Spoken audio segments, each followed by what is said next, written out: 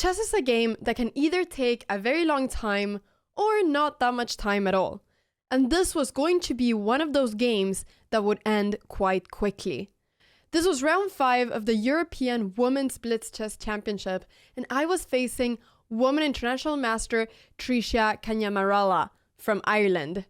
She became Ireland's first Woman International Master at age 14 and had a Blitz rating of 2250, so she was very strong.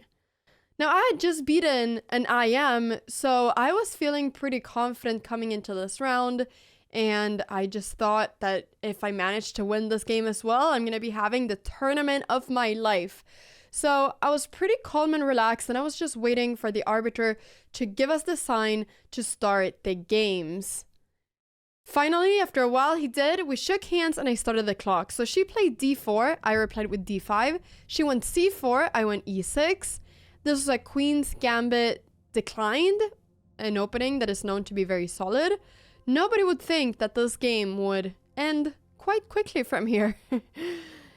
c6, e3, and now I decided to think for a few seconds, but I simply wanted to get out my knight. She brought out the bishop, and now I took the pawn, taking advantage of the fact that she's lost the tempo by already having moved out the bishop.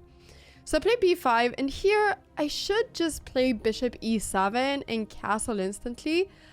But I played first bishop b7, and there's nothing wrong with it. But now here, really, Anna, like, we gotta go bishop e7. We gotta get that king to safety. I decided to not really care about common rules, and I thought that I can go a6 with the idea of going c5, which is a common idea here, and then capture back with the bishop.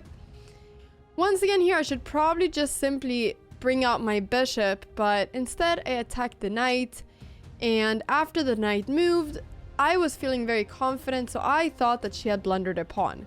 So I decided to simply capture her pawn without really realizing any danger. She played the best move, rook e1. I brought back my knight, thinking that I'm simply a pawn up and there's no way of attacking. I will be playing bishop e7 and then I will castle. There's nothing to worry about. And I was a little bit greedy, to be honest. Sometimes in chess it's easy to be greedy, and sometimes it can be good to be greedy, but this was one of those moments where I should have remembered what I tell anybody, which is develop your pieces and castle immediately. So she played on knight g5, and it was first when she played this move that I realized, wait a second, I'm actually in a kind of bad position. It was here that it hit me. It hadn't really hit me before. I saw that she had many ways of sacrificing a piece for that pawn on e6, and because my king cannot castle right now, I'm in a very tricky position. Here I can play bishop e7 anyways, but the issue is, well, what I was afraid of was that she would be able to go bishop takes e6, and after I capture back, knight takes, and then she would be threatening the pawn on g7 and my queen. So here I should probably just simply give the pawn back, play bishop e7 and then castle, but I decided to play knight d5. The idea of this move was that I'm now blocking the bishop from being able to attack e6. She played this fantastic move, queen h5, now threatening checkmate in one, and I only saw one thing that I could do to defend it, g6. I was threatening now the queen, and I thought she was going to play queen f3, but then I thought, okay, no problem, I can go queen f6. I'm not worried about that. I'll play now bishop g7, and then I'll castle. Everything that I was thinking about was, Anna, get that king to safety, castle. But she played this amazing move, queen h3, which I had missed, now pointing towards the e6 pawn, and now I didn't know what to do. I had a minute 30 on the clock.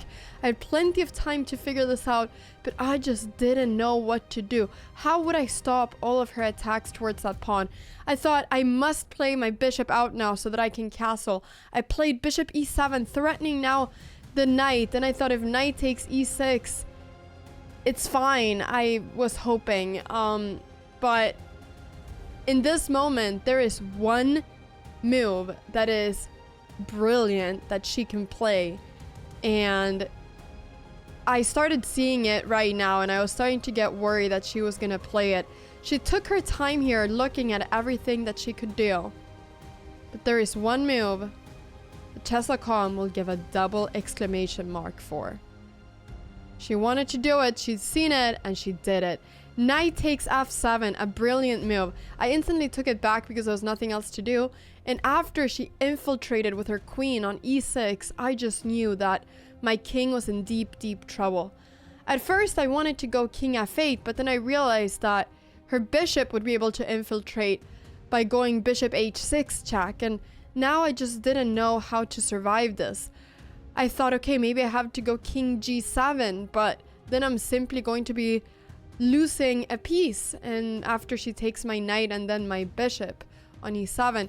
So I didn't really know exactly what to do. I saw my time ticking down, and it kind of hit me that the only move that I can do right now is king d8 if I don't want to admit that I've lost. So she took my knight, and now I spent a little bit of time thinking. I took it back, and she instantly played bishop g5, which is the key idea of all of this. My bishop is pinned. I cannot move it because the queen and the rook are on the same file as my king. And there's no way for me to defend that bishop. If I try to block with my knight going to f6, she will be able to take that knight anyways. There's no way for me to defend that bishop. But the bishop is the least of my problems right now. The main problem is that my king never got to safety, never got to that box that we all want our kings to go to be safe. No, my king was out in the open, so vulnerable, and now I was facing the consequences of it. I played bishop c8 because I saw a move that I thought maybe could complicate things a little bit. I also played that move with only 5 seconds left. So she spent a little bit of time considering, but ultimately just simply took my bishop, and I played knight f8, which was my idea, threatening both the queen with my both pieces. This was me being desperate, not wanting to lose, not wanting to resign, not accepting what had just happened, not accepting the fact that I had gone wrong in the opening, that I should have simply just developed and castled. Here, my time was ticking. I instantly played rook g8, but realized then that she can take my queen. And the moment she took my queen, I resigned. And so I lost this game. And I hope this serves as inspiration to follow the rules of chess. If the masters tell you to castle quickly and develop your pieces quickly, then do so, because most of the time it's going to be the best. And I definitely learned a lesson from this game. However, there was no time to be sad about this because round 6 was about to start.